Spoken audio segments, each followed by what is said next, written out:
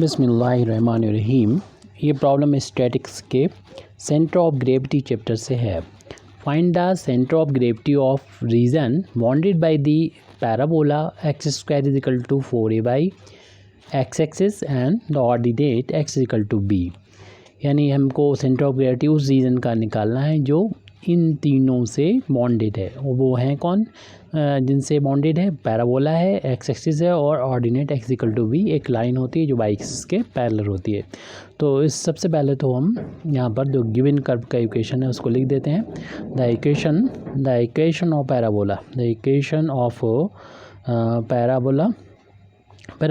Equation हमको दे रखा है x square is equal to 4ay और इसको इक्वेशन नंबर 1 डाल देंगे।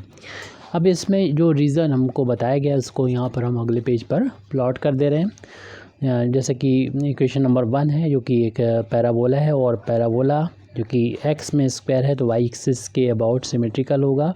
मींस वाई एक्सिस के जैसा कि वो लेफ़्ट हैंड साइड में होगा वैसे लेफ़्ट हैंड साइड में होगा, वैसे राइट हैंड साइड में होगा। और ये चूँकि इसमें कोई कांस्टेंट टर्म नहीं है इसलिए ये ऑरिजिन से पास होने वाला पैराबोला है और इसका वर्टेक्स ऑरिजिन होगा क्योंकि ये स्टैंडर्ड फार्म है। 4 होती हैं स्टैंडर्ड फार्म, उसमें से एक है इस कर्व का इक्वेशन पैराबोला का x square equal to 4ay और ऑर्डिनेट माना जो एक्स एक्सिस पर परपेंडिकुलर लाइन होती है यानी वाई एक्सिस के पैरेलल होती है वो x is equal to b है क्योंकि ये यहाँ से इसकी डिस्टेंस b है।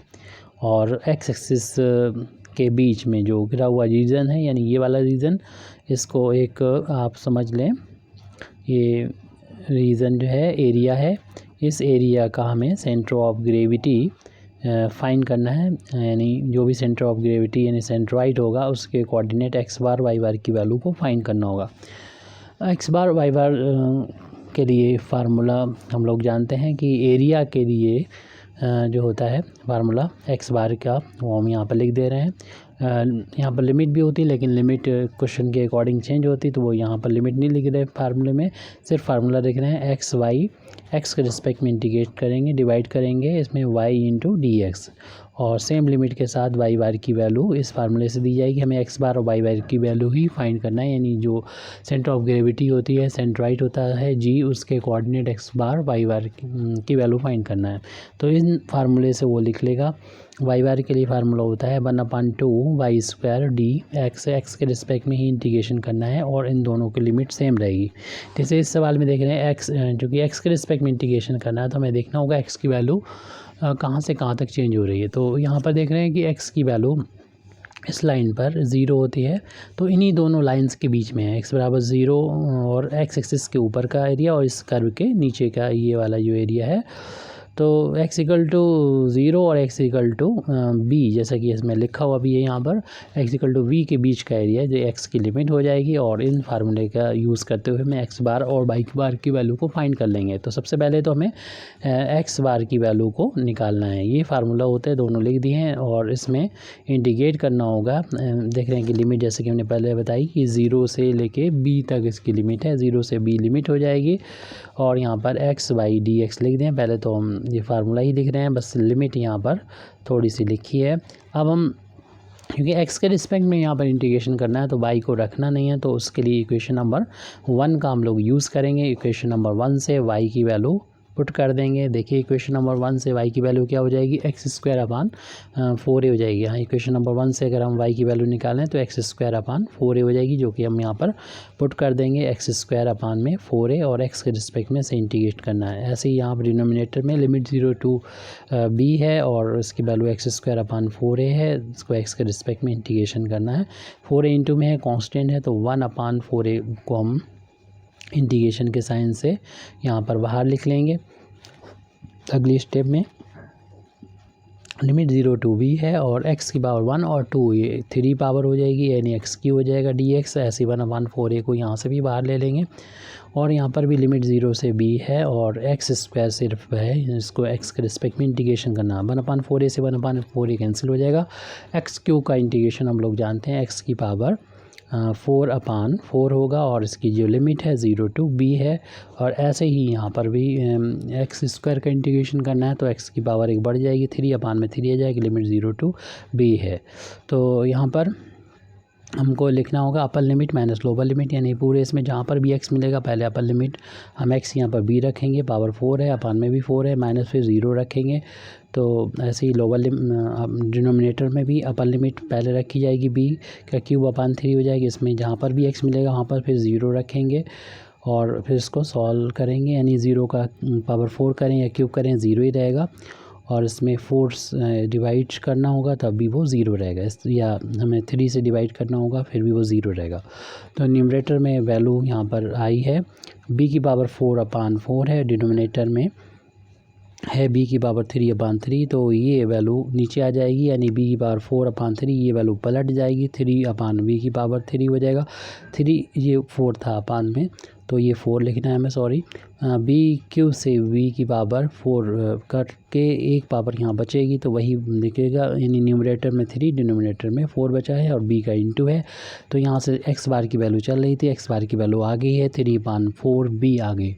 ऐसे ही इसी फार्मूले का यूज़ करते हुए हमें y बार की वैल्यू निकालना है, लिमिट वही रहेगी जो पहले से थी कि हुई x की लिमिट है। y bar is equal to formula में याद होने चाहिए, यहाँ पर 1/2 वाई स्क्वायर डी एक्स और वाई डी एक्स, डिनोमिनेटर में दोनों x में भी x बार में भी y बार में सेम वैल्यू है। लिमिट भी सेम रहेगी 0 to b, और 1/2 इंटू में है, कांस्टेंट है, इसको हम इंटीग्रेशन के साइन से बाहर लिख लें पहले से फार्मूले में, या भी लिख दें 0 to b, तो y square into d x. अगली स्टेप में हमें जो है y की वैल्यू रखना होगी, क्योंकि x के रिस्पेक्ट में इंटीग्रेशन करना है तो y को हटाना होगा। तो इसको हम न्यूमरेटर में लिख रहे हैं 1/2, फिर इसके बाद में अभी हमने इक्वेशन नंबर 1 से y की वैल्यू यहाँ से निकाली थी जो कि x स्क्वायर अपान 4a है, यहाँ पर पुट कर देंगे न्यूमरेटर में x स्क्वायर अपान में 4a, और इसका होल अब स्क्वायर करना है dx, यहाँ ये वैल्यू रख दी। अब डिनोमिनेटर में वैल्यू यही रख रहे हैं 0 to b, यानी x स्क्वायर अपान में 4a dx। अब यहाँ पर 1/2 ये होल अब स्क्वायर जब ओपन किया जाएगा तो x power 4 upon 16 a square हो जाएगा। ऐसे ही डिनोमिनेटर में भी डिनोमिनेटर में ये कांस्टेंट को यानी 1/4a को बाहर ले लिया है, सिर्फ हमें इंटीग्रेशन करना होगा x स्क्वायर का x के रिस्पेक्ट में।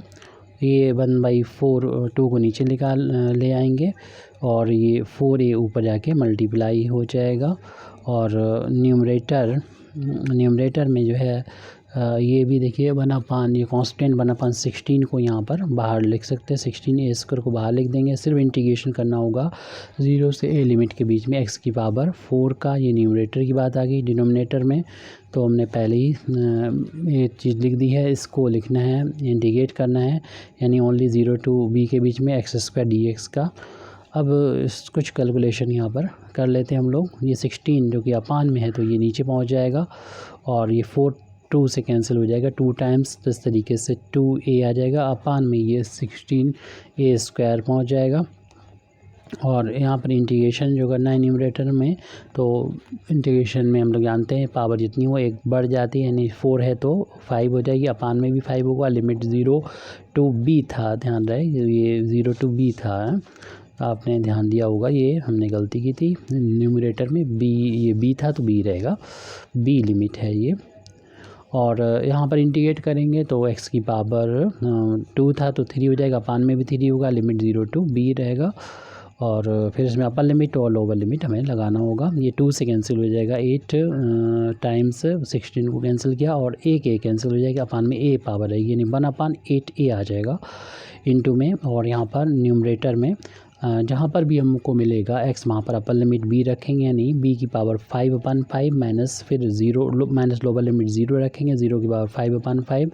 ऐसे ही हमें डिनोमिनेटर में करना है कि जहाँ x मिलेगा अपर लिमिट b लिखेंगे, b की पावर 3/3 माइनस 0 की power 3/3 is equal to 1/8a into b की पावर 5/5 माइनस 0 को 5 से डिवाइड करेंगे तो 0 हो जाएगी, 0 का क्यूब भी 0 होता है, 3 से डिवाइड करेंगे 0 रहेगा, यानी b क्यूब अपान 3 रहेगा। तो ये वैल्यू आ गई 1/8 चल रहा था, 3 का ऊपर जाके मल्टीप्लाई हो जाएगा, अपान में ये b क्यू रहेगा और इधर 5 नीचे आ जाएगा, और b की पावर 5 ऊपर है, और ये 5 और 8 का इंटू होके ये x बाई वार की वैल्यू हमें मिल जाएगी।